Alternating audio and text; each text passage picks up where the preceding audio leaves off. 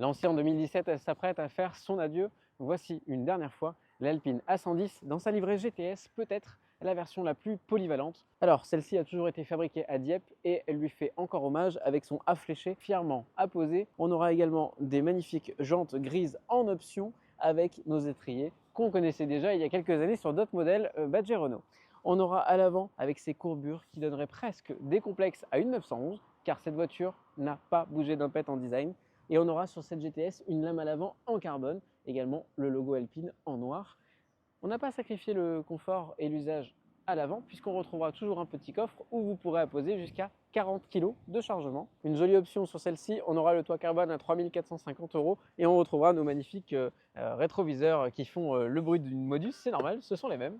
C'est ça aussi le charme d'Alpine. Au lancement, pas grand monde croyait en ce projet malgré un retard de près de 20 ans, des concept cars présentés, tous abandonnés. La 110 voit enfin le jour en 2017. Et cette livrée GTS, c'est évidemment un moteur en position arrière, une vraie propulsion en 4 cylindres. Certains l'ont trouvé peu noble comme moteur, mais au final, son 1,8 litre TCE développe la bagatelle de 300 chevaux, un 0 à 100 abattu en 4 secondes 2 sur cette livrée, avec un joli béquet qui n'est pas le plus haut puisque la R a encore une autre fixation beaucoup plus élevée. Mais on a déjà du carbone ici et on retrouvera un diffuseur full carbone à cet endroit-là avec en option notre jolie sonorité à Krapovic.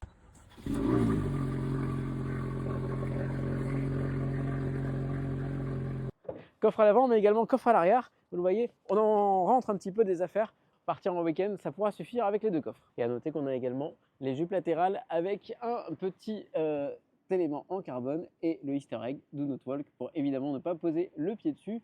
Élément de série sur cette GTS et sur la version Alpine A110R, R70 et R Ultime. Une Alpine A110, ça se conduit, ça se roule et ça se pilote, notamment avec cette sellerie magnifique, sa belt qui orne l'intérieur. Regardez plutôt.